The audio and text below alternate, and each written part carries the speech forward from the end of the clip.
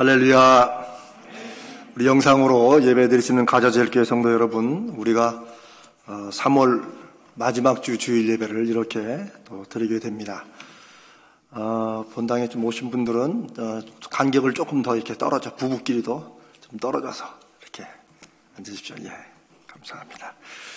이제 여러분, 우리가 그동안 영상으로 영과 진리로 예배를 드려온 것처럼 이제 마음을 정돈하시고 또 가족들도 왔다 갔다 하지 말게 하시고 이제 우리 사도신경으로 우리 신앙 고백함으로 하나님 앞에 예배를 드리겠습니다. 나는 전능하신 아버지 하나님 천지의 창조주를 믿습니다. 나는 그의 유일하신 아들 우리 주 예수 그리스도를 믿습니다. 그는 성령으로 잉태되어 동정녀 마리아에게서 나시고 본디오 빌라도에게 고난을 받아 십자가에 못 박혀 죽으시고 장사된 지 사흘 만에 죽은 자 가운데서 다시 살아나셨으며 하늘에 오르시어 전능하신 아버지 하나님 우편에 앉아 계시다가 거기로부터 살아있는 자와 죽은 자를 심판하러 오십니다. 나는 성령을 믿으며 거룩한 공교회와 성도의 교제와 죄를 용서받는 것과 몸의 부활과 영생을 믿습니다. 아멘. 우리의 신앙 고백대로 하나님께서 역사하실 것을 믿습니다. 우리 279장 찬송하겠습니다. 우리가 계속 코로나로 이렇게 온라인 예배 드리면서 계속해서 279장 인내하신 구세주여 내가 비오니 우리 회개하는 마음으로 우리 부릅니다. 279장 찬송하겠습니다.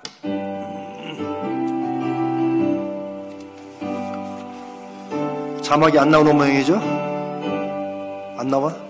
예, 지금 좀 이상이 있어 자막이 안 나오는 것 같은데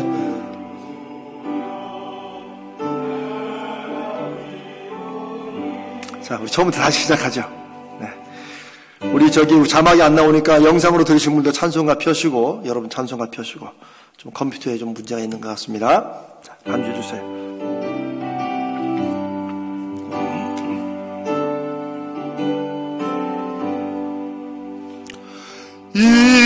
인내하신 구세주여 내가 비오니 죄노라 하실 때에 날 부르소서. 주여 내가 비오니 죄 때에 날 부르소서. 자비하신 보좌 앞에 꿇어 엎드려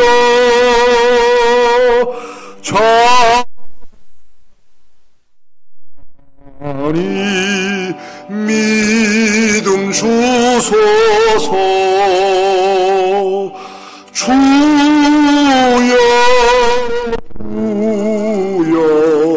내가 비오니 죄에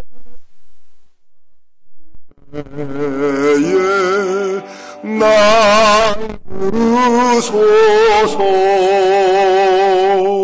주의 공로 의지하여 주께 가오니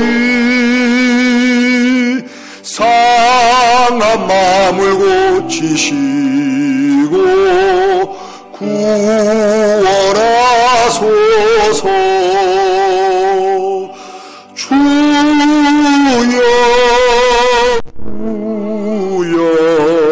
내가 비오니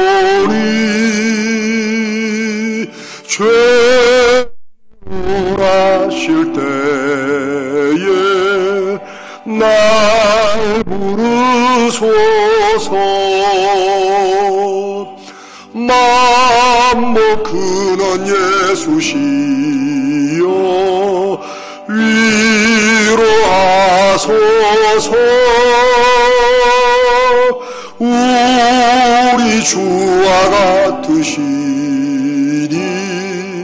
어디 있을까.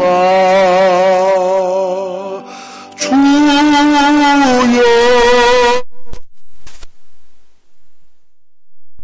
내가 비오리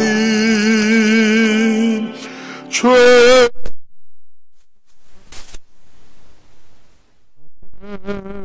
날 부르소서. 주여 주여 내가 비오니 주여 주여 내가 비오니 죄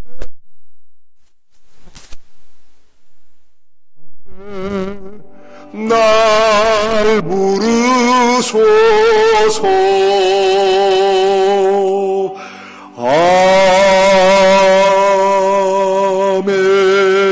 아멘. 다 함께 기도하시겠습니다.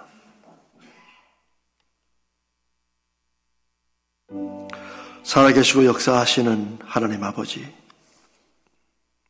오늘 저희들을 주 앞에 모이게 하시고 영과 진리로 우리의 마음을 다하여 예배하게 하시니 감사합니다. 주님, 우리가 코로나19 바이러스 사태로 인해서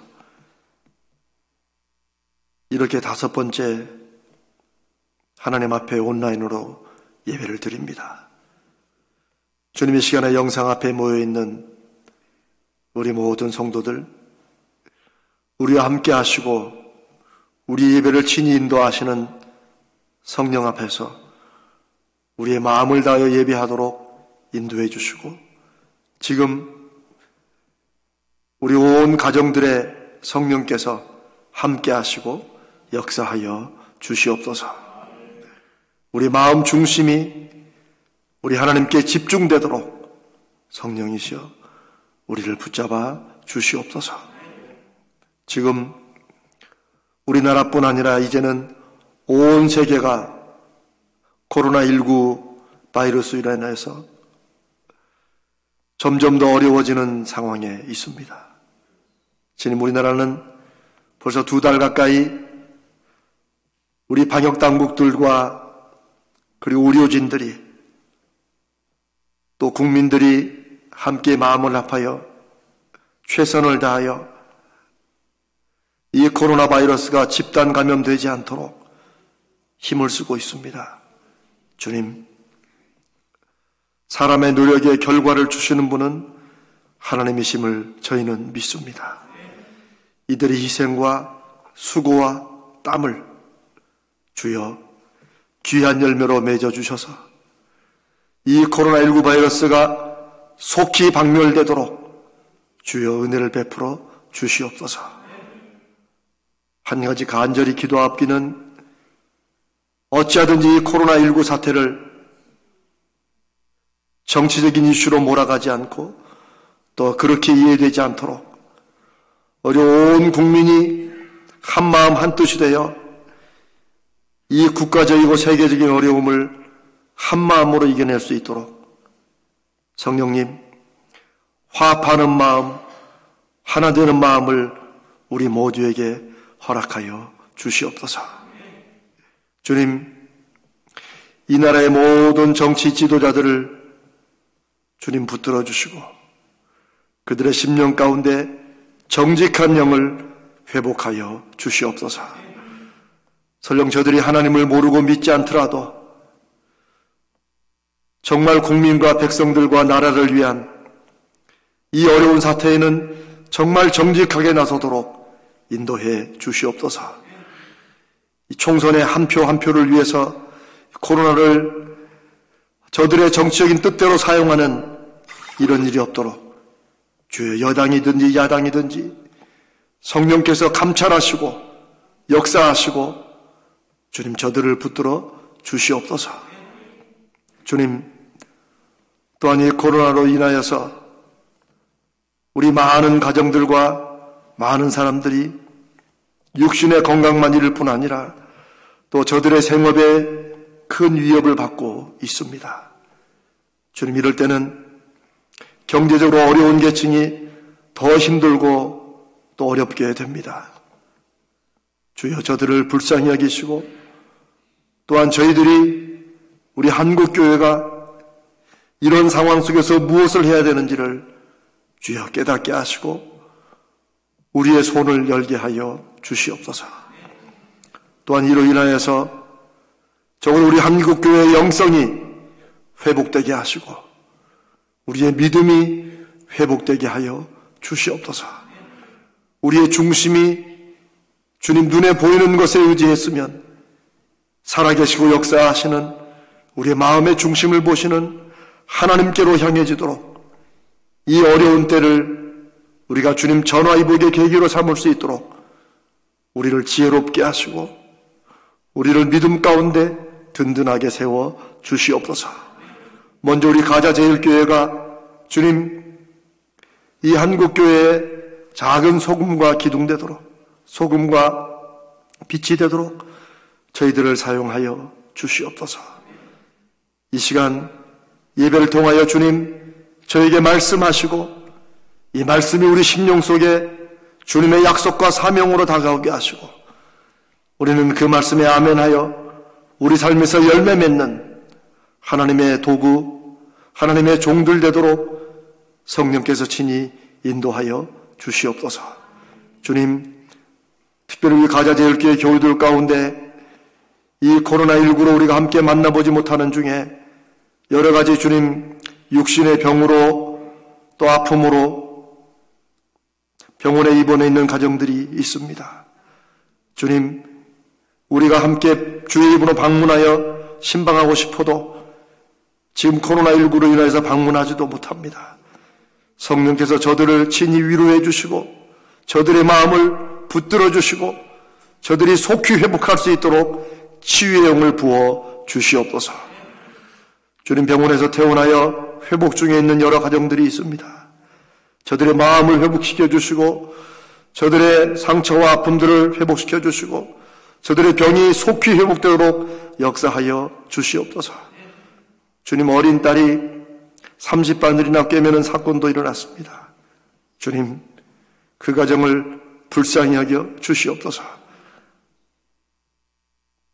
또한 종이 일일이 구하지 않더라도 우리 가정의 어려움들을 주님이 아시오니 그 가정의 기도 제목마다 우리가 함께 중보하며 기도하는 제목마다 주여 속히 이루어 주시고 응답하여 주셔서 하나님의 하나님 되심을 알려주시고 우리가 하나님의 종된 것을 알게 해주시고 우리가 하는 이 모든 일이 하나님의 말씀대로 하는 것임을 알게 하여 주시옵소서. 오늘도 사도신경의 신앙 고백과 말씀 위에 서 있는 건강한 교회들, 건전한 교회들의 모든 예배를 받아주시며 세계 곳에 터져 말씀을 전하는 우리 선교사들을 지키시고 인도하여 주시옵소서. 우리 주님 거룩하신 예수님의 이름으로 간절히 기도드리옵나이다. 아멘.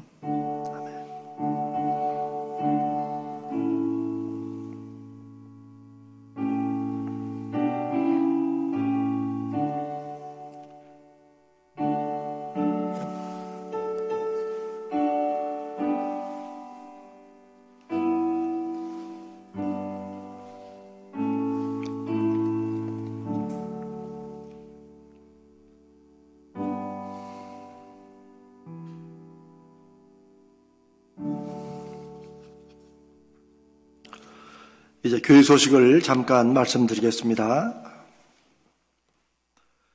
우리가 오늘로 지금 5주째 영상으로 예배를, 온라인으로 예배를 드리고 있습니다. 기도하기는 지금 한국 교회에서도 그런 의논이 진지하게 오가고 있는데 아이들이 개학하는 4월 6일 전 4월 첫 주부터는 우리가 함께 그래도 교회에서 예배를 드릴 수 있지 않을까 기도하며 의논하고 있습니다. 물론 그때에도 여전히 계속해서 우리 간격을 띄우고 또 마스크를 쓰고 또 우리가 개인 방역 또 함께 모일 때 하는 예방 수칙은 물론 철저히 지켜야겠습니다. 여러분 가정에서도 그렇게 해주고 계시리라 믿습니다. 오늘 예배 마친 후에 정기 당회를 가지겠고요. 지금 계속해서 하나님께서는 그래도 우리가 금요일 기중기로 모일 때마다 이번 금요일에도 하나님의 각 가정들의 기도 응답을 4분이나 하나님께서 기도한 걸 응답 주셨다고 또 응답 소식을 전해왔습니다.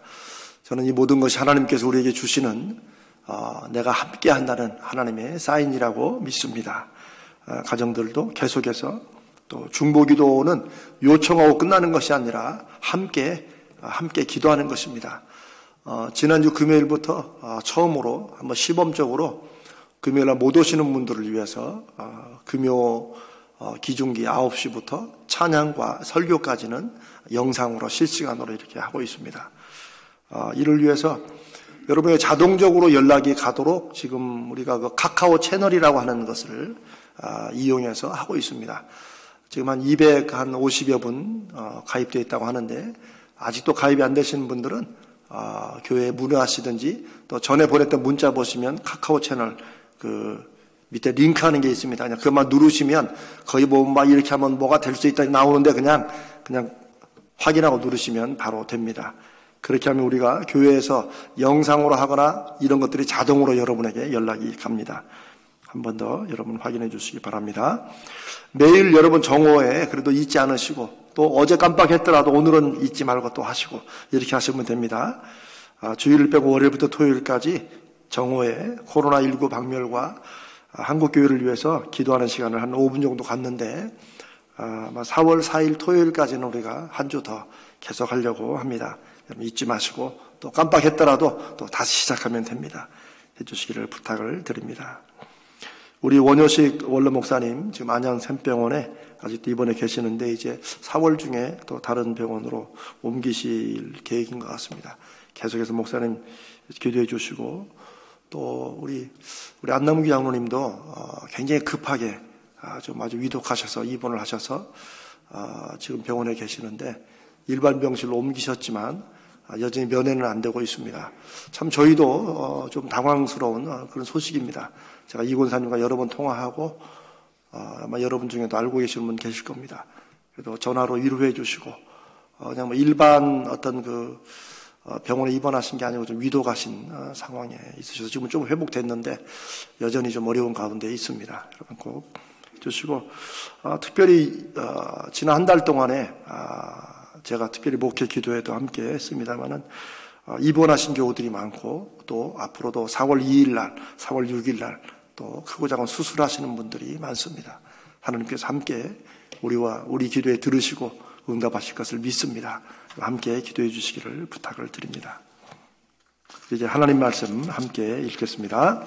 여러분 안 일어나셔도 됩니다.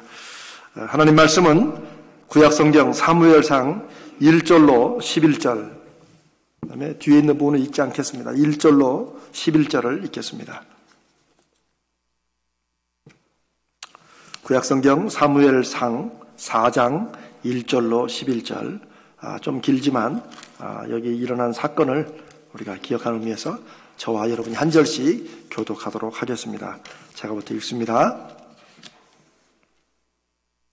이스라엘은 나가서 블레셋 사람들과 싸우려고 에베네셀 곁에 진치고 블레셋 사람들은 아벡에 진쳤더니 블레셋 사람들이 이스라엘에 대하여 전열을 벌이니라. 그 둘이 싸우다가 이스라엘이 블레셋 사람들 앞에서 패하여 그들에게 전쟁에서 죽임을 당한 군사가 4,000명가량이라. 백성이 진영으로 돌아오매 이스라엘 장로들이 이르되 여호와께서 어찌하여 우리에게 오늘 블레셋 사람들 앞에 패하게 하셨는고 여호와의 언약궤를 실로에서 우리에게로 가져다가 우리 중에 있게 하여 그것으로 우리를 우리 원수들의 손에서 구원하게 하자 하니 이에 백성이 실로에 사람을 보내어 그룹 사이에 계신 만군의 여호와의 언약궤를 거기서 가져왔고 엘리의 두 아들 홈니와 비느하스는 하나님의 언약궤와 함께 거기에 있었더라. 여호와의 언약궤가 진영에 들어올 때 온 이스라엘이 큰 소리로 외치매 땅이 울린지라. 블레셋 사람이 그 외치는 소리를 듣고 이르되 하나님의 기브리 진영에서 큰 소리로 외침은 어찌 됨이냐 하다가 여호와의 괴가 진영에 들어온 줄을 깨달은지라. 블레셋 사람이 두려워하여 이르되 신이 진영에 이르렀도다 하고 또 이르되 우리에게 화로다. 전날에는 이런 일이 없었도다. 우리에게 화로다. 누가 우리를 이 능한 신들의 손에서 건지리요. 그들은 광야에서 여러 가지 재앙으로 애굽인을 친 신들이니라. 너희 블레셋 사람들아 강하게 되며 대장부가 되라. 너희가 히브리 사람의 종이 되기를 그들이 너희의 종이 되었던 것 같이 되지 말고 대장부같이 되어 싸우라 하고 블레셋 사람들이 쳤더니 이스라엘이 패하여 각기 장막으로 도망하였고 살육이 심히 커서 이스라엘 보병에 엎드러진 자가 3만 명이었으며 함께 읽습니다. 하나님의 괴는 빼앗겼고 엘리의 두 아들 홈리와 비느하스는 죽임을 당하였더라. 이제 이 사건이 사무엘상 4장, 5장, 6장까지 계속되는 아주 중요한 사건입니다. 오늘은 법궤 신앙, 언약궤 신앙에서 여호와의 신앙으로라는 그런 제목으로 우리 5번째 회개합시다라는 주제로 하는 설교를 여러분과 함께 나누겠습니다.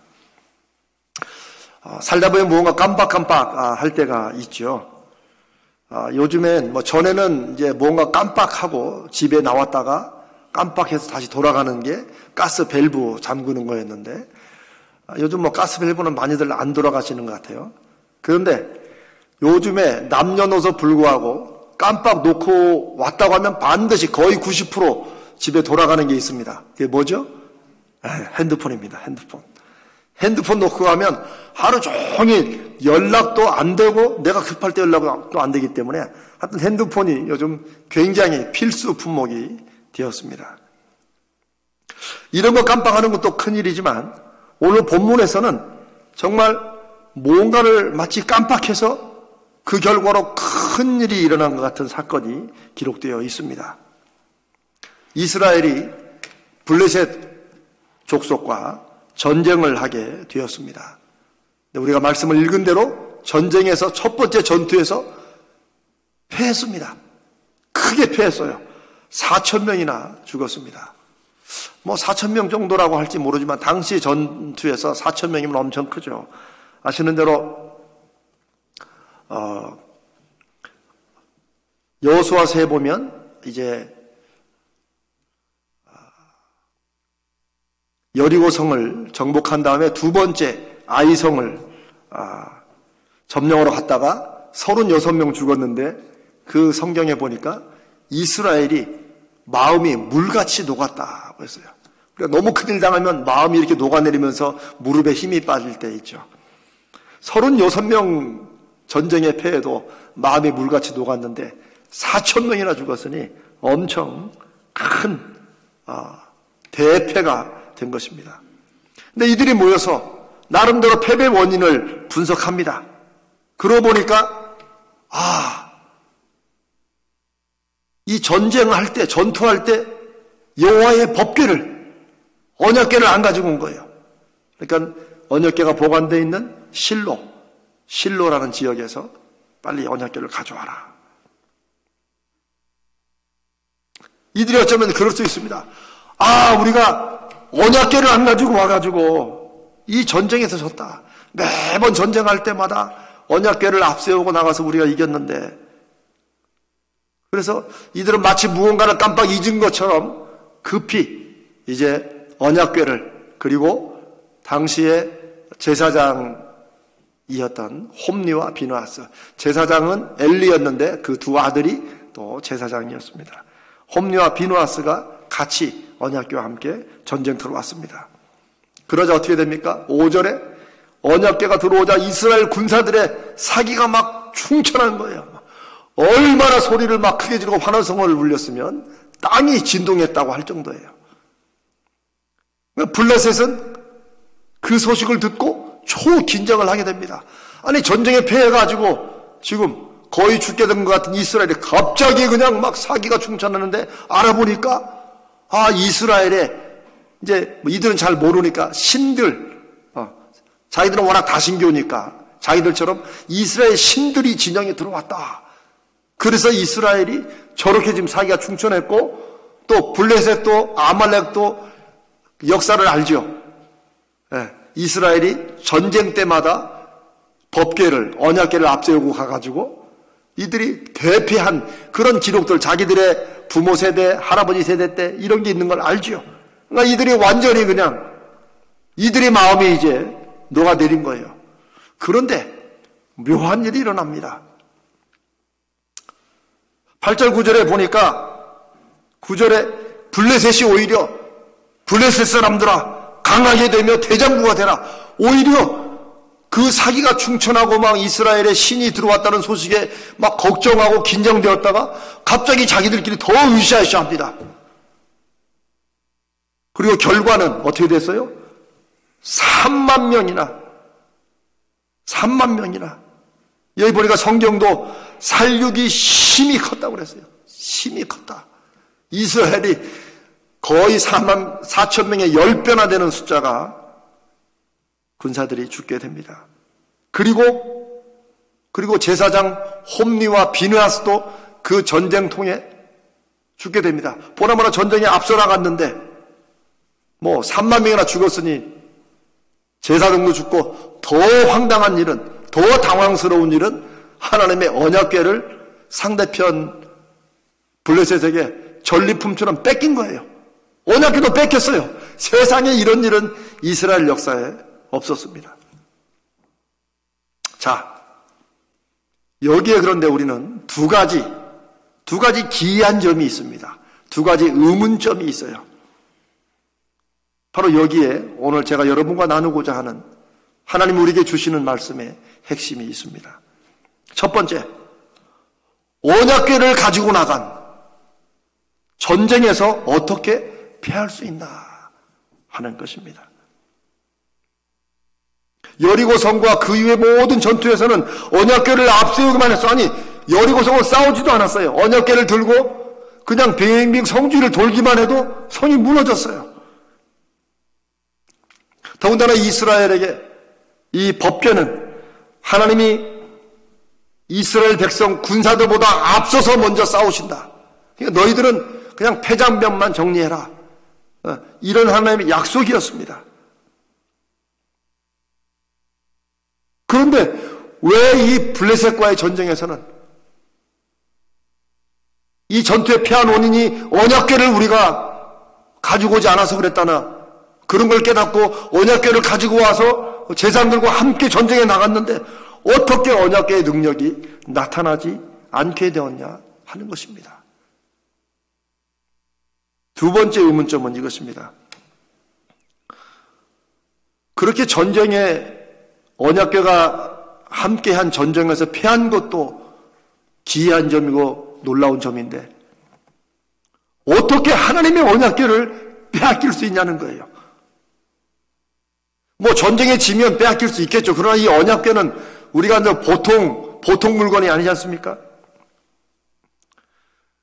이 여호와의 법궤, 성궤, 언약궤 뭐 다 비슷비슷한 그런 말입니다. 옛날에 그 인디아나 존스라는 영화가 있었습니다. 그 시리즈로 나오는데 그 중에 잃어버린 법궤를 찾아서라는 게 아마 첫 번째 시리즈가 되었을 거예요. 근데 그 영화의 마지막 장면에 독일군들이 고고학자들을 동원해가지고 잃어버린 성궤를 막 찾습니다. 그 이들이 대체 이 안에 뭐가 들어있는가 뚜껑을 열어보려고 그러니까 주인공은 눈을 딱 감습니다. 눈을 감고. 근데 이 독일군들은 이 뚜껑을 딱 열자 막 빛이 확 나오면서 죽음의 천사가 나와가지고 거기 있는 사람들을 완전히 다 그냥 잿가루로 만들어 버리죠. 눈 감은 주인공만 살아난 거예요. 저도 벌써 몇십 년 전에 그 영화를 보고 야, 정말 이 법궤의 능력은 정말 무시무시하구나 하는 그런 것을 제가 느꼈던 적이 있습니다. 영화뿐이 아니고 영화가 어떻게 그렇게 만들었냐. 성경에 보면 그런 구절들이 있습니다. 특별히 다윗이 법궤를 이제 이 사건 이후에 법궤가 이제 빼앗겼다가 나중에 다시 돌아옵니다. 근데 그 법궤를 나중에 다윗이 자기 성으로 이제 옮겨오게 됩니다. 그런데 옮기는 중에 갑자기 소가 이렇게 뛰는 통에 이게 수레가 흔들려가지고 법궤가 이렇게 떨어질 것 같으니까 당연히 법궤 주변에 이렇게 갔던 사람들은 이 법궤가, 이 언약궤가 떨어지면 안 되잖아요. 여러분은 어떻게 하시겠어요? 뭐 떨어지라 마라 그러겠어요? 아닙니다. 당연히 급한 마음에 이게 떨어지면 안 되니까 막았어요. 법궤를 이렇게. 그런데 어떻게 됐어요? 하나님께서 노하셔서 그 우사라는 사람을 법궤에, 하나님의 제사장들 외에는 감히 손댈 수 없는 그 법궤에 우사가 손을 댔다는 이유로 그래서 즉사합니다. 참 이런 부분들을 우리가 좀 말씀을 이렇게 공부하고 배울 때 다시 한번 생각해 봐야 되는 그런 것입니다. 근데 그 정도예요. 그 정도. 좋은 뜻으로 법궤를 위해서 손을 댔음에도 불구하고 거기서 즉사를 하고 말았습니다. 아니 이런 법궤가 어떻게 이방 민족 블레셋에게 이들이 전리품으로 가지고 간다는 거예요. 이 들고 가겠죠. 뭐 이 사람들이 뭐 어떻게 제사장도 죽여놨는데 누가 가지고 가겠어요? 그리고 이들은 자랑스럽게 자기들의 신인 다곤이라는 그 신전에 법궤를 여기 우리 교회 같으면 여기 앞에 본당에 딱 자기들의 신 앞에 바쳐지는 무슨 재물처럼 딱 갖다 놨어요. 어떻게 그런 일이 있냐는 거예요. 왜 블레셋 사람이 손을 댔을 때 왜 하나님께서 그때마다 다 죽었으면 법궤는 설령 제사장은 죽었어도 전쟁터 한가운데 있었을 거 아닙니까? 근데 어떻게 이걸 빼앗겠냐는 거예요.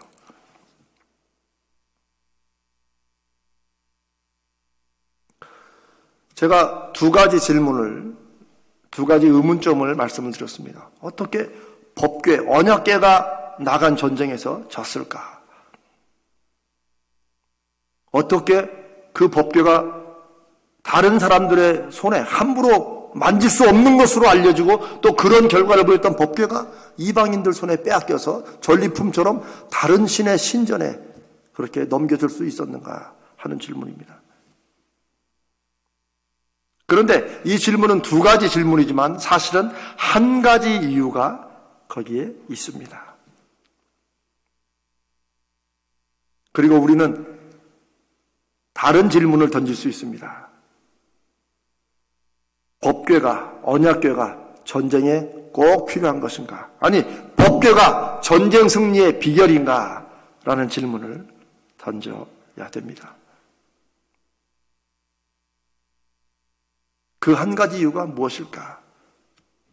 그것은 하나님이 법궤를 통해 역사하지 않으셨다는 것입니다. 하나님이 그 언약궤와 함께 하시지 않으셨다는 것입니다. 사실 성경의 3절에 보면 이들은 첫 전투에서 패한 다음에 이렇게 스스로 묻습니다.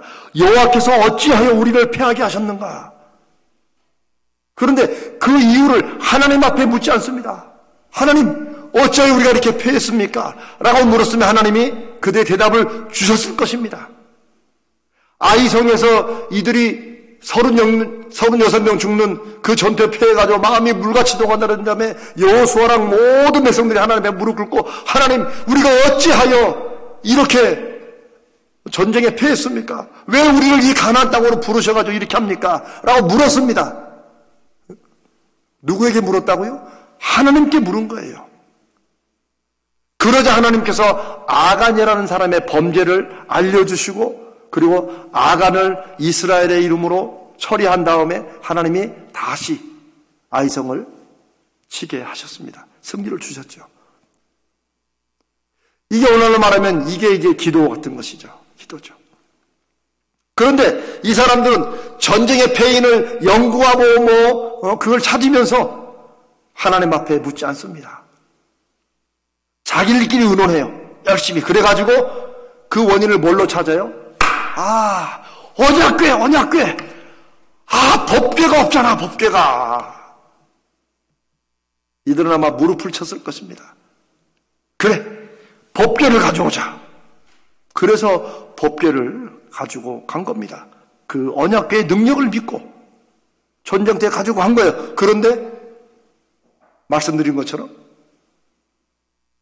10배 가까이 더 크게 지고 힘이 패했고, 그나마 그렇게 마지막 최후의 보루로 믿었던 언약궤도 적들의 손에 빼앗기게 된 것입니다. 이스라엘 백성들은 하나님의 언약궤는 실로에 보관하고 있었지만 그들의 마음은 하나님으로부터 이미 멀리 떠나져 있었습니다. 언약궤는 그곳에 있었지만 하나님은 그곳에 계시지 않았습니다. 문제는 이스라엘 백성들 누구도 그것을 알지 못했다는 것입니다. 법궤가 능력이 아니라 하나님께서 법궤를 통해 일하시기 때문에 우리가 집중을 해야 될 부분은 법궤가 아니라 하나님이라는 사실을 이들은 어느 순간 언제부턴가 깜빡하게 된 것입니다. 이 사람들이 잊어버린 것은 법궤를 잊어버린 게 아니라 법궤에 하나님이 역사하실 때 법궤가 법궤되는 것이지, 하나님이 역사하시지 않고 하나님이 그걸 통해서 일하시지 않으면 그 나무개짝에 불과하다는 사실을, 그 하나님을 잊어버린 것입니다. 자기들이 전쟁에 패한 원인을 자기들이 열심히 운영하고 있지만 그 문제를 하나님이 왜 우리에게 이렇게 패하게 하셨는가라고 하나님과 연결을 짓지만 그 해결을 하나님께 물으러 나가지 않고 자기들끼리 의논해서 끝나니까 법궤로 결론이 내려진 것이죠. 그게 문제라는 것을 여전히 깨닫지 못하는 것입니다. 사람들은 익숙해지게 되어 있습니다. 무언가를 계속해서 반복하면 익숙해지게 되어 있습니다. 익숙해지는 것은 우리에게 필요하고 어쩌면 우리에게 정말 아주 요긴한 것입니다. 우리가 익숙해지지 않으면 낯선 환경에서 영원히 낯설게 살아야 될 것입니다. 힘든 것을 영원히 힘들게 살 것입니다. 그러나 사람에게는 하나님이 주신 아주 귀한 능력이 있는데 익숙해집니다. 힘들고 어려운 상황도 조금만 지내다 보면 이제 익숙해져서 우리가 힘들고 어렵지 않게 느끼게 되고 더 잘할 수도 있게 됩니다. 익숙함은 이런 면에서 좋은 것이지만 또 반대로 익숙해진다는 것은 자칫하면 새로움과 또 그 안에 있어야 될 설렘과 두려움과 뭔가 우리를 자극하고 이끌어주는 무언가를 우리가 놓치게 됩니다. 즉 익숙한 것의 부정적인 것은 껍질은 기억하는데 속에 알맹이는 잊게 되도록 우리를 만든다는 것입니다. 예전부터 이스라엘 백성들은 늘 법궤를 가지고 전쟁터마다 승리했습니다. 어떻게요? 하나님의 약속이었기 때문입니다. 하나님께서 약속을 지키셨기 때문에 이긴 것입니다. 문제는 이런 일이 많아지고 전쟁만 하면 이기니까 이제는 전쟁을 이기게 하는 것은 언약궤가 아니라 하나님이라는 사실을 잊어버리는 거예요. 또 그것도 지나쳐가지고 늘 전쟁에 이기니까 이제는 언약궤도 안 가지고 나가도 된다고 생각하고 그냥 나가서 싸운 거죠. 그러면서 깨달은 게 아이고 언약궤를 놓고 왔구나 라고 자기들의 결론으로 언약궤를 가지고 왔지만 전쟁은 더 크게 지고 언약궤도 뺏기는 사상 초유의 일이 일어나게 된 것입니다. 하나님이 잊혀진 마음에 남은 것은 눈에 보이는 법궤, 언약궤, 상자뿐인 것입니다. 그들은 언제부턴가 하나님이 아니라 언약궤를 믿는 사람들로 변질되었는데 안타까운 것은 그것을 여전히 모른다는 것입니다.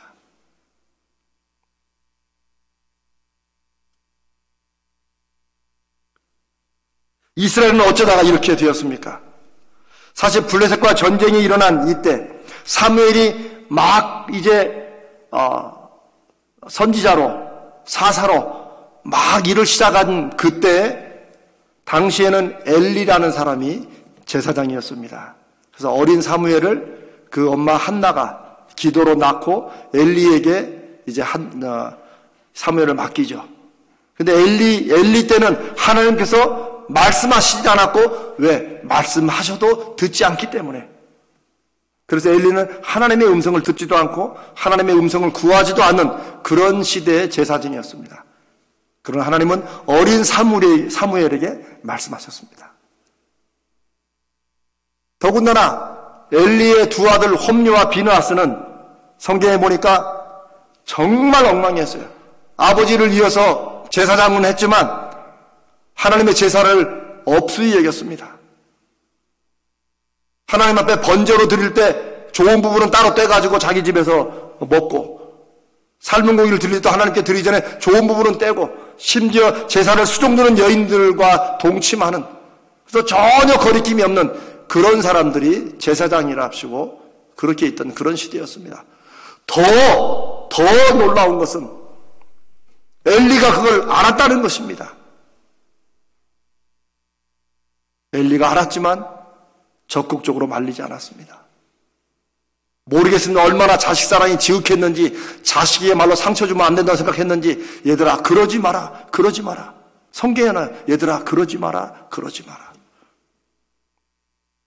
그러나 엘리의 그 말은 전혀 홈리와 비느하스에게 어떤 교훈도 아니었고 자기의 행동을 멈출 만한 아무런 영향도 없는 것이었습니다. 방관한 것입니다. 영적 암흑기였습니다.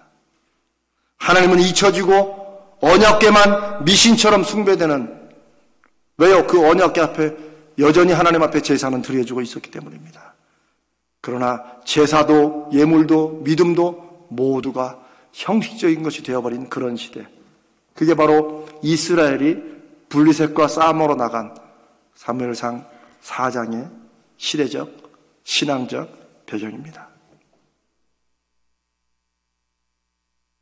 이 시대는 어떤 시대입니까? 우리가 한번 하나님 말씀을 새롭게 읽고 말씀을 들을 때마다 하나님은 엘리 시대를 말씀하시는 게 아니라 하나님은 우리 시대는 어떤가? 우리 시대가 이런 시대는 아닌가라고 성령 안에서 돌아보게 하신다고 저는 믿습니다. 우리도 마치 자칫하면 우리가 하는 어떤 기독교적인 이런 행위들, 그 자체에 무슨 능력이 있는 것처럼 신앙생활 하기가 쉽습니다. 우리는 십자가의 능력을 믿죠. 그러나 한번 여러분 생각해 보십시오. 보통 이제 공포 영화 이렇게 보면 특별히 십자가를 무서워하는 귀신이 있죠. 드라큘라라는 귀신이 십자가를 무서워한답니다. 영화 보면 나오잖아요. 그래서 막 주인공이 막 도망가다가 드라큘라 오면은 십자가를 딱 꺼내고 막 신부들인 사람이 딱 이렇게 하고, 그러면 막 드라큘라가 막 죽고 막 그런 귀신들도 막 죽고 그러죠. 그런데 어떤 코미디 영화에서 그 비사장면이 나왔습니다. 막 귀신들에게 막 드라큘라에 막 쫓겨가던 주인공이 비장의 무기 십자가를 딱 꺼내 비쳤더니 드라큘라가 자기 품속에서 나도 있다, 이런 거 집에 가면 나도 많이 있다, 그런 코미디 영화 오죽하면 있을 정도입니다. 어쩌면 저는 그 코미디 영화가 제대로 이해한 것일 수 있습니다. 신앙적인 어떤 행위도, 또 신앙을 상징하는 어떤 물체나 어떤 것도 그 자체로 능력이 있습니까, 없습니까? 없다는 것입니다. 이런 설교는 인기 없는 설교라는 걸 저도 압니다. 그러나 우리는 하나님 앞에 우리 자신의 믿음이 정말 능력 있는 믿음이 되기 위해서 우리는 늘 돌아봐야 됩니다. 그런 신앙을 개혁신앙이라고 하는 것입니다. 여러분, 우리 개혁신앙이 뭐겠어요? 뭘 개혁해요? 그냥 이름만 개혁? 아닙니다. 개혁신앙은 내가 지금 잘하고 있는지, 내가 지금 잘 믿고 있는지, 내가 지금 말씀 안에 서 있는지를 아니, 우리가 수백 년간 해온 건데 잘하고 있지 라고 해도 개혁신앙은 날마다 새롭게, 늘 새롭게 혹 죄인인 내가 하나님의 거룩하심과 영광을 내가 가리고 있지 않은지, 내가 말씀 앞에 내가 바르게 서 있는지 늘 돌아보고 늘 바꾸고자 노력하는 것. 왜? 우리는 어쩔 수 없는 죄인인 걸 알기 때문에, 이런 신앙을 개혁신앙이라고 하는 것입니다. 만약 개혁신앙이 옛날에 저 마틴 루터나 칼빈 때 그때 한번 1400년도에 한번 개혁했고 이제 그 후로 우리는 개혁이야 라고 한다면 이미 개혁신앙이 아니라 그건 사무엘상 4장의 언약궤를 믿는 그런 옛신앙, 죽은 신앙, 나무 상자를 믿는 신앙이 될 것입니다. 우리의 신앙에 하나님께서 말씀하시고 명하신 모든 것들, 우리 교회는 지금 기도에 열심히 힘을 쏟고 있습니다. 그런데 이 기도 행위 그 자체가 무슨 능력이 있는 게 아니라는 것을 우리는 알아야 됩니다. 내가 기도를 얼마나 오래 했는지, 내가 얼마나 기도를 큰 소리로 했는지, 이게 중요한 것처럼 빠질수록 우리는 나무 상자, 언약궤를 믿는 신앙으로 빠지게 되는 것입니다. 여러분, 왜 기도가 능력이 있습니까? 누구 때문입니까? 기도에 응답하시고 역사하신다는 살아계신 하나님 때문임을 믿습니다. 이걸 잊지 말아요. 늘 기억해야 돼요. 내가 아무리 오랫동안 해왔어도 내가 얼마나 이것에 확신하느냐, 이게 중요한 게 아닙니다. 어떤 면에서는 가장 좋은 신앙은 내가 지금 하나님을 처음 만난 것처럼, 나는 아무것도 모르는 어린아이라서 지금도 내가 하나님에 묻고 나가야 된다라는 이런 믿음이 저는 제일 좋은 믿음이 아닐까 싶습니다. 어쩌면 그래서 주님께서 이 어린아이와 같지 아니하면 누구 천국에 갈 수 없다고 하신 말씀이 단지 순수하다는 것이 아니라 내가 이 정도면 알고 있고 내가 믿어온 지가 몇십 년인데 내가 목사인데 이런 것에 스스로 익숙해지지 않는, 나는 지금도 말씀하시고 이끌어주시는 살아계신 하나님 앞에, 그 성령님의 인도하심 앞에 나를 늘 돌아보며 늘 묻고 나간다. 하나님이 말씀하시면 가고 하나님이 말씀 안 하시면 설 수 있는 그런 믿음이 정말 살아있는 믿음이라고 믿습니다. 저는 우리 가자제일교회라도 우리의 예배가, 우리의 찬양이, 우리의 헌금이, 우리의 헌신이 늘 하나님 앞에 묻고 하나님의 인도하심을 받고 하나님이 계시기 때문에 이 모든 것이 의미 있다고 인정하는 그런 믿음 되시기를 간절히 바라고 축복합니다.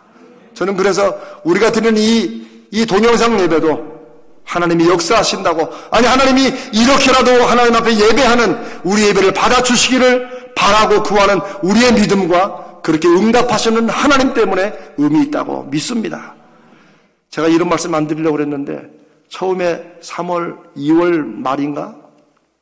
그때 막 이제 막 온라인 예배를 드려야 된다, 막 이런 사회적인 압력이 들어왔을 때 그때 이제 몇몇 교회들은 계속 모였죠. 저는 뭐 현장 예배를 모이는 교회가 잘했다 하면서 그런 말씀 드리는 게 아닙니다.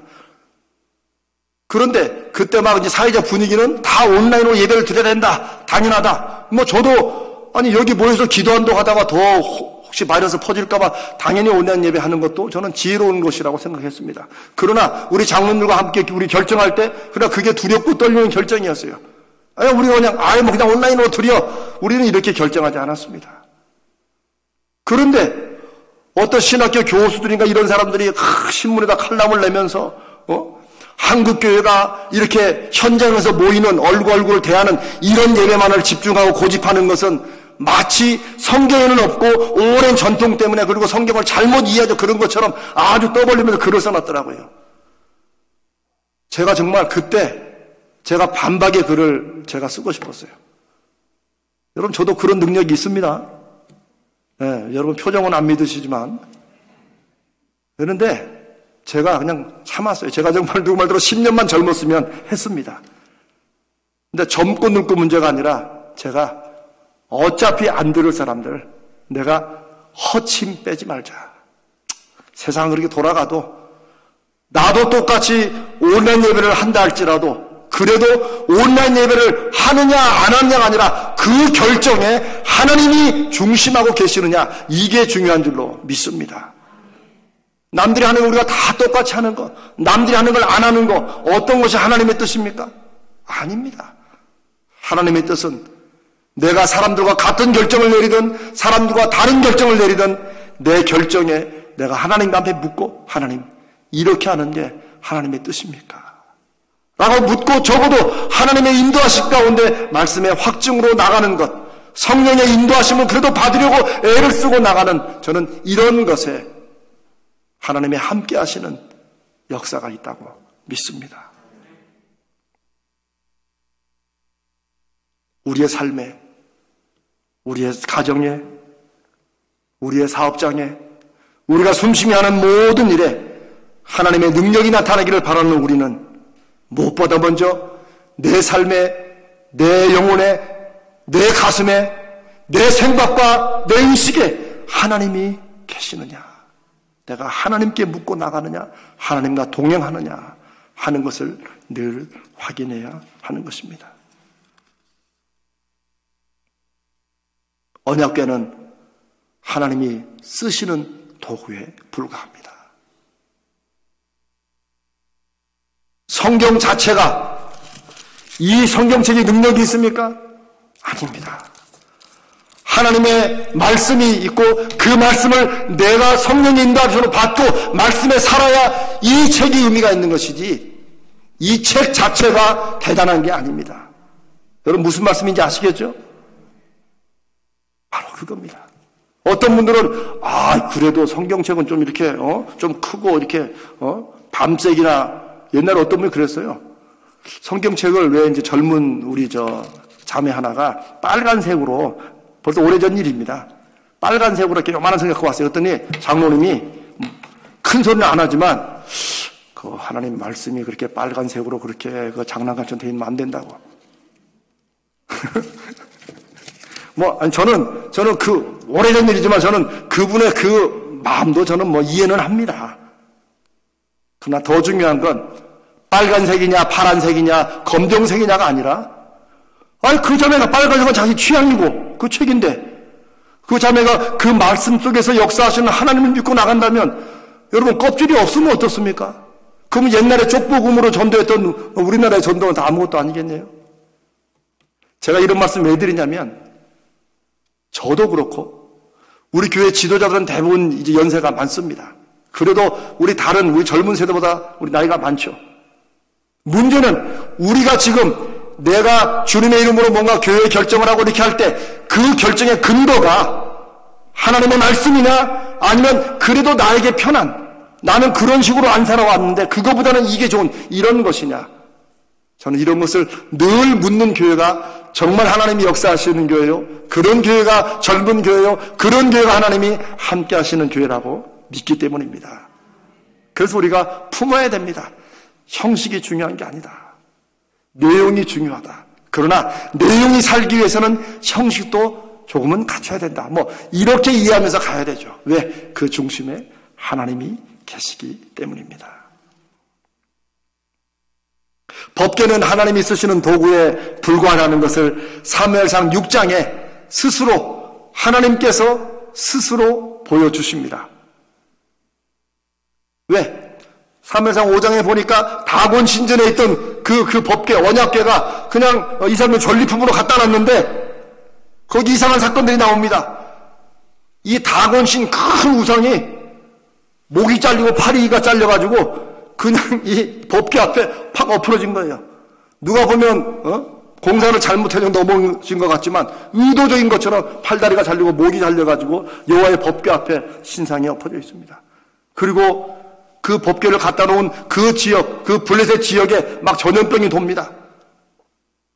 이들이 들고 갈 때는 전리품으로 들고 왔는데 하나님이 다시 그 법궤를 통해서 하나님이 누구신가를 증거하시자 이 사람이 무서워가지고 스스로 법궤를 이스라엘로 돌려보냅니다. 이건 전리품이 될 수 없다. 감히 누가 살아계신 하나님을 전리품으로 삼겠습니까? 하나님은 이렇게 역사하십니다. 법궤 자체가 아니라 법궤를 통해 역사하시는 하나님 때문에 의미 있는 것이라는 것을 하나님이 스스로 증거해 주시는 것입니다. 우리도 이런 여호와 신앙으로 우리 자신을 새롭게 해야 됩니다. 정말 우리 신앙생활의 모든 것이 이 영적인 원칙 가운데 작용해야 된다는 것. 법궤 신앙이 아니라 우리에게 익숙하고 오랜 전통이고 그게 편하고 우리는 그렇게 해왔잖아. 우리는 60년 동안 그렇게 해왔는데가 아니라 지금 새로운 것이라 할지라도 이게 하나님께서 말씀하시고 하나님 마음에 합한 것이라면 언제라도 그것을 결정할 수 있는 것이 저는 그게 여호와 신앙의 핵심이라고 믿습니다. 하나님이 중심이고 핵심이어야 된다.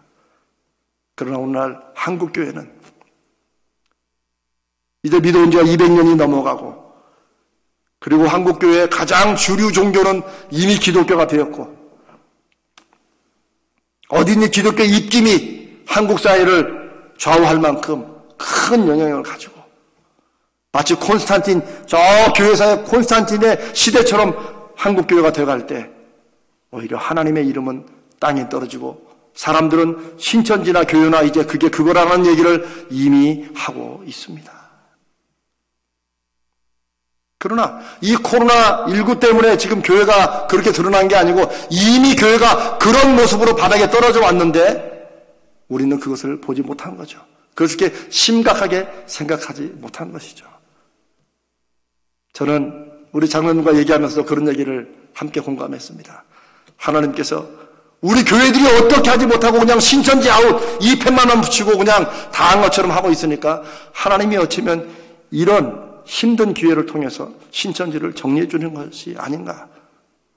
저는 그렇게 공감합니다. 그러나 그뿐만이 아니고 하나님이 또 이제는 신천지나 교회나 만민중앙교회 거기도 이단입니다.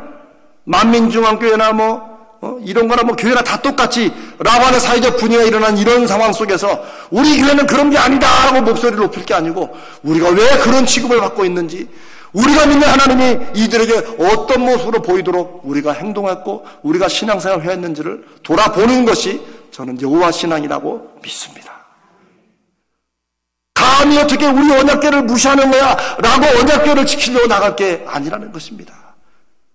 그 언약궤를 통해서 일하셨던 하나님, 혹 우리 마음 가운데 우리의 삶 가운데 그 하나님이 잊혀졌기 때문에 사람들이 언약궤를 전리품처럼 집어가고 교회를 하나님께서 그냥 하나님이 안 계신 교회라서 사람들이 마치 그냥 교회 주식회사 이렇게 하는 건 아닌지, 교회마다 하나님이 살아계시고 역사하시는 거룩한 증거가 나타난다면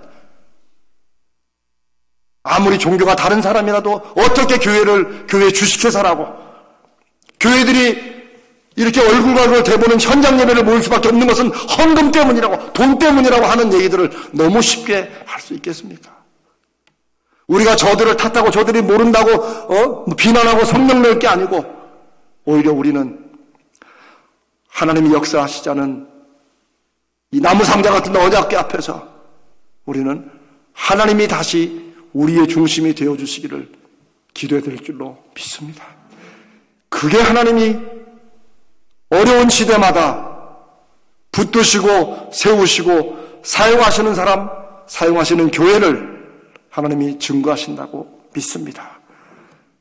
우리 가져질 때는 작고 연약한 교회일 수 있지만 우리를 통해 일하시고 역사하시는 하나님은 크시고 강하시고 위대하신 분입니다. 우리가 이 하나님을 다시 붙들 때 하나님은 이 시대에 떨어진 하나님의 이름을 높이실 것을 믿습니다. 그게 우리의 마지막 이 코로나19 사태에 우리가 회개합시다. 하나님 앞에 바로 서서 나갑시다 하는 그 주제의 마지막이 되는 것입니다. 우리는 잘 못 믿는 것과 잘못 믿는 것을 구별할 줄 알아야 됩니다. 여러분 아시죠? 잘 못 믿는 것은 알지만 연약한 어린아이 믿음입니다. 알지만 마음은 원이되 육신이 약하다고 주님이 이미 아시고 제들을 용서하신 것처럼 잘 못 믿는 신앙은 하나님이 얼마든지 받아주시고 품어주시고 세워주십니다. 하나님이 증거해 주시고 기도의 응답을 주십니다. 왜요? 그렇게 해서 잘 믿도록. 그러나 잘못 믿는 신앙은 하나님이 내치시고 배쳐가시고 하나님이 짓밟으신다는 것을 알아야 됩니다. 한국교회가 하나님을 잘 못 믿어왔는지 아니면 잘못 믿어왔는지, 나는 어떤지 우리 가정은 어떤지 우리 자신은 하나님 앞에 진지하게 돌아봐야 될 줄로 믿습니다. 하나님께 집중해야 됩니다. 정말 하나님께 집중해야 됩니다. 우리 사람은 연약해서 우리도 육신을 가진 존재라서 영이신 하나님, 우리의 속 중심을 보시는 하나님을 믿지만 우리는 눈에 보이는 것에 빠지게 되고 또 그것을 의지하고 믿게 됩니다. 하나님도 그걸 아십니다. 그래서 이 눈에 보이는 교회를 주시는 것입니다. 교회는 눈에 보이지 않는 성도들의 믿음의 공동체지만 그래도 하나님은 여전히 우리의 연약한 걸 아시고 눈에 보이는 교회를 주신 겁니다.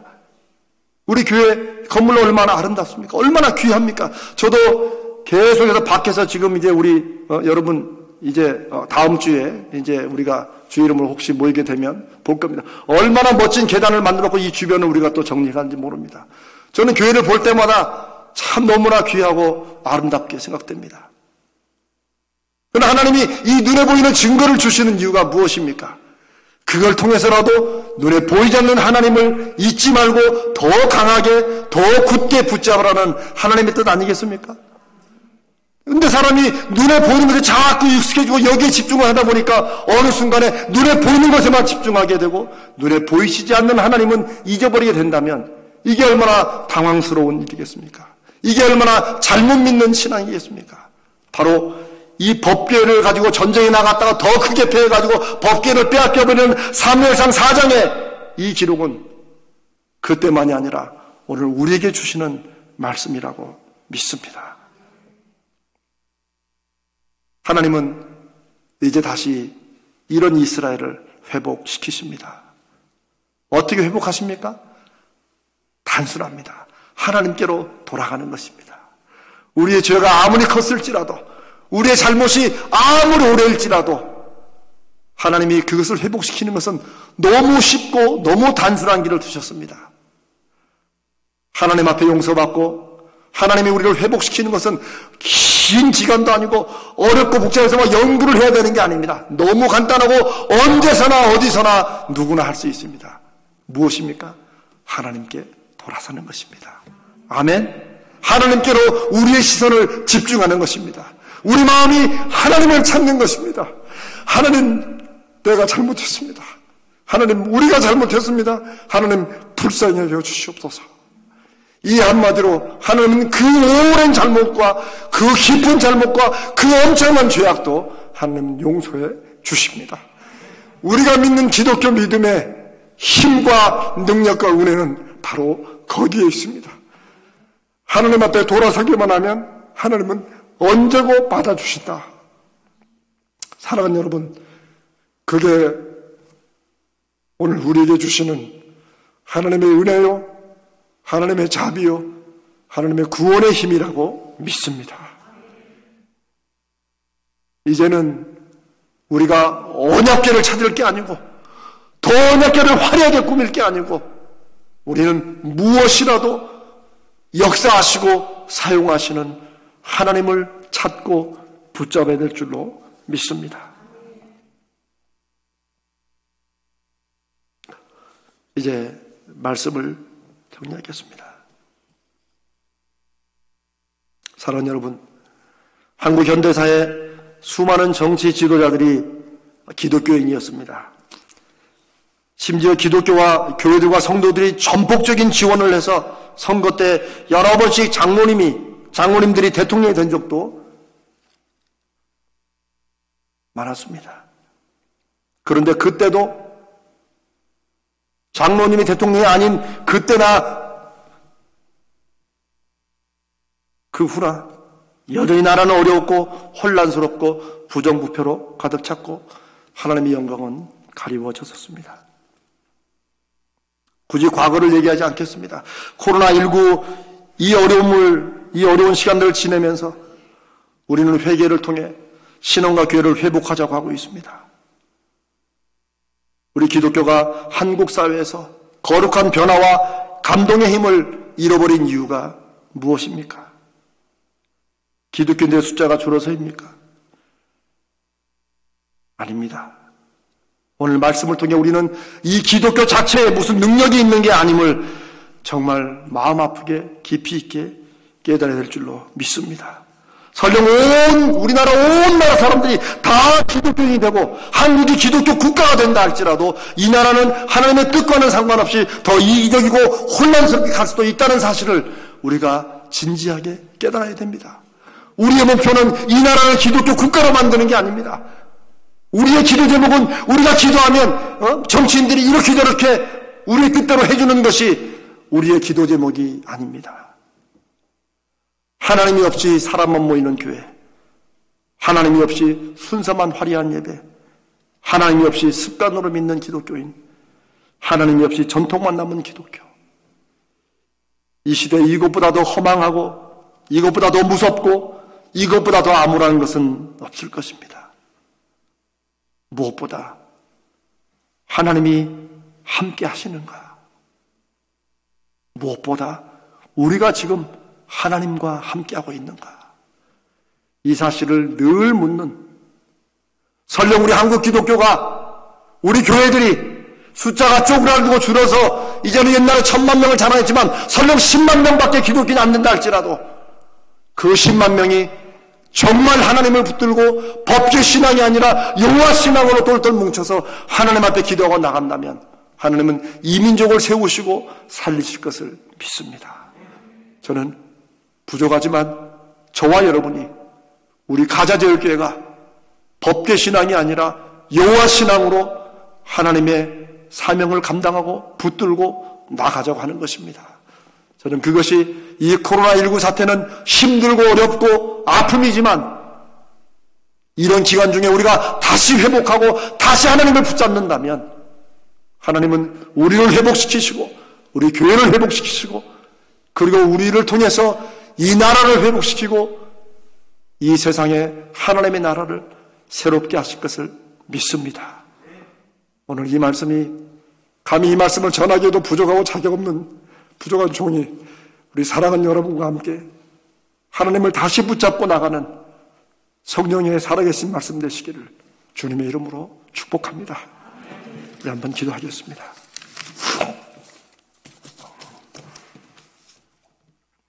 사랑하는 여러분, 우리 한 1분 정도 이제 저는 말씀을 다 전했고 이제 하나님께서 이 말씀을 통해서 여러분에게 지금 뭐라고 말씀하시는지 여러분 말씀 드리면서 나도 이렇게 해봐야겠다라고 결심한 것은 무엇인지 성령 앞에 조용히 우리가 다시 되묻고 마음에 결단하며 우리 조용히 기도하는 시간을 함께 갖도록 하겠습니다.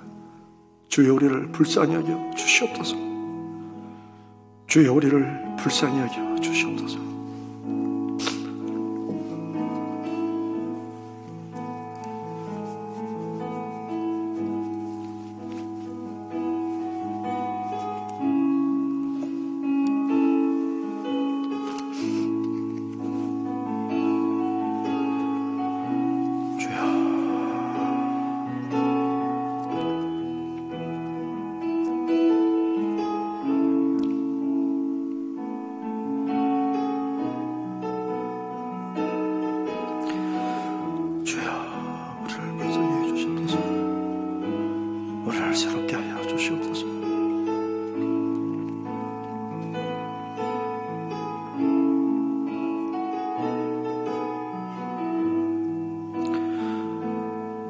살아계시고 역사하시는 하나님 아버지, 허물 많고 부족한 종이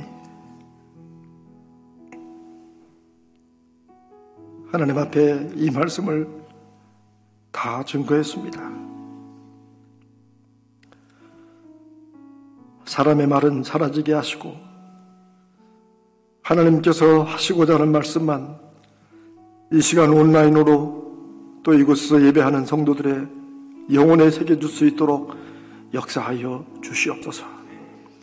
시대마다 하나님은 하나님의 사람들을 부르시고 사무엘처럼 주여 말씀하옵소서 주의 종이 듣겠나이다. 그런 자세로 나아갈 때 하나님은 말씀하시고 그 말씀에 아멘하여 삶을 바꾸고 조정하며 순종하는 자들에게 하나님이 붙들어 쓰시고 일하시는 것을 믿습니다. 주님, 부족한 종을 사용해 주시고 우리 장로님들을 사용해 주시고 우리 권사님들, 우리 집사님들, 우리 모든 성도들을 사용해 주시고, 함께하는 우리 동역자들을 사용해 주시고, 지금 함께 온라인으로 예배하며 기도하는 우리 모든 주의 성도들을 사용하여 주시옵소서. 이제는 우리가 언약궤를 붙잡는 신앙에서 여호와를 붙잡는 신앙으로 정말 하나님만 중심으로 하는 그런 믿음으로 우리가 새롭게 나가기를 원합니다. 주여, 이 말씀이 우리가 살아가는 동안에 또 때로 잊을지라도 성령께서 필요할 때마다 생각나게 하여 주시옵소서. 우리가 다시 인간적인 으쌰으쌰로 우리가 눈에 보이는 화려한 것으로 사람들이 기뻐하는 눈에 보이는 무엇에 집중하려고 할 때 하나님 우리에게 이 말씀을 생각나게 하셔서 살아계신 하나님, 역사하신 하나님, 우리 눈으로 볼 수도 만질 수도 없는 분이시지만 우리의 속 중심을 보시며 분명한 증거와 표적으로 친히 일하시는 하나님을 붙들고 나아가게 역사하여 주시옵소서. 오늘 이 결심을 성령께서 늘 우리 심령 속에 새겨지게 하시고 오늘 이 결심이 우리의 삶과 우리 가정의 기초가 되게 하시며 우리 교회의 비전이 되게 해 주시옵소서. 우리 주님 걸어가신 예수님의 이름으로 간절히 기도드리옵나이다. 아멘.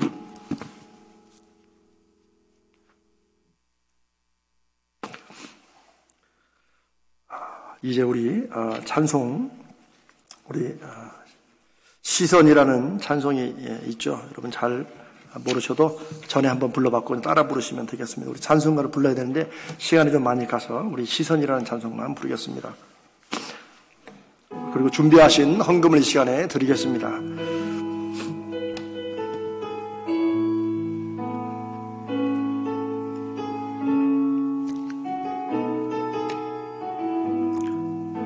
내게로부터 눈을 들어 주를 보기 시작할 때 주의 일을 보겠네.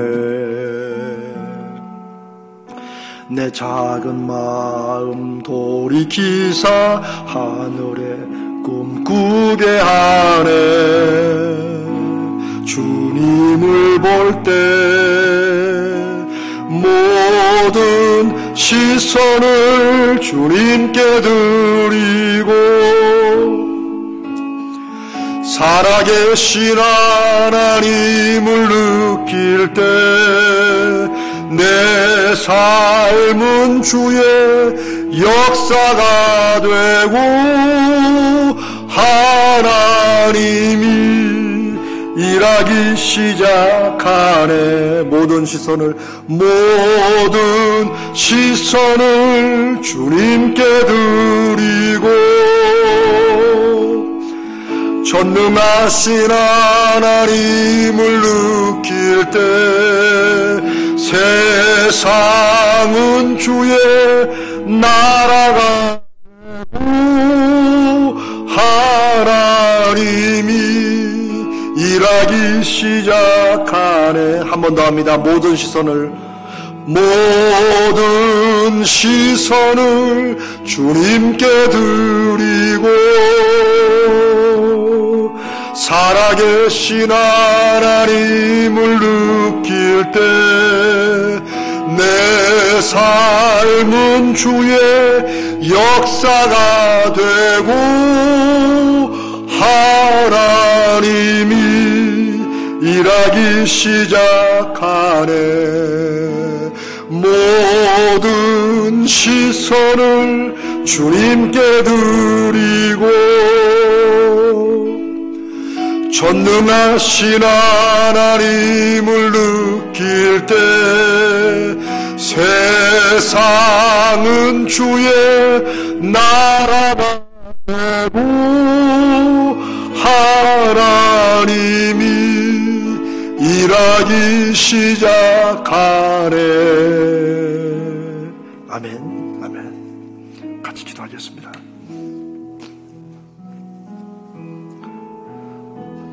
살아계시고 역사하시는 하나님 아버지, 이 시간에 드린 찬송처럼 우리의 시선과 우리의 모든 생각을 주님께 집중할 때 우리의 삶은 주님이 일하시는 역사의 현장이 되고 하나님은 우리의 삶을 통해 일하실 것을 믿습니다. 우리 교회가 하나님께 모든 시선과 관심을 집중하여 드리고 전능하신 하나님을 의지하며 나갈 때 이 세상은 주의 나라가 되고 이 세상 가운데 하나님의 하나님 되심을 증거해 주시고 우리가 하나님의 종된 것을 증거하실 것을 믿습니다.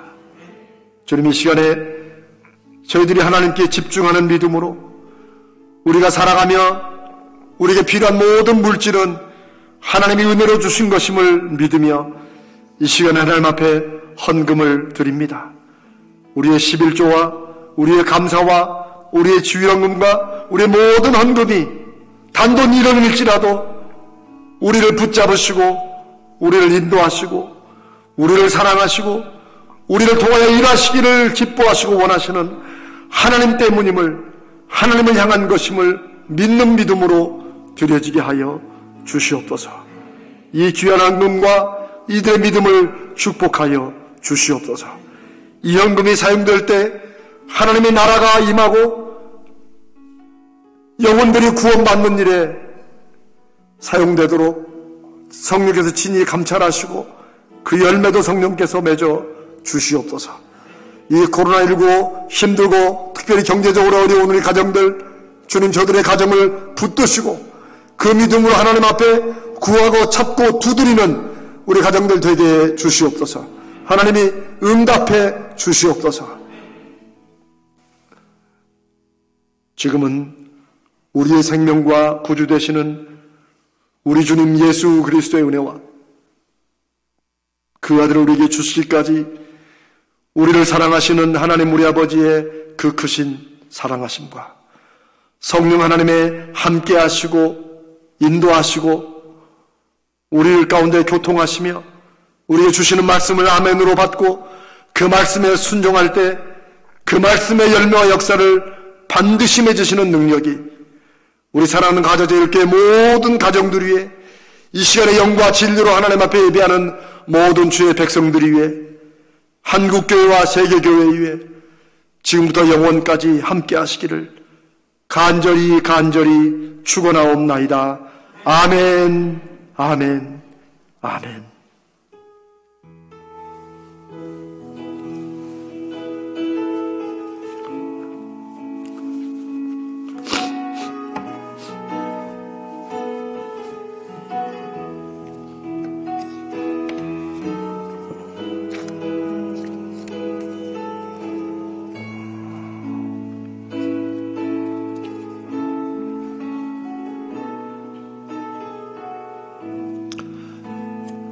사랑하는 성도 여러분, 예배를 마쳤습니다. 한 주간도 주님의 은혜 가운데 믿음으로 승리하시기를 바랍니다.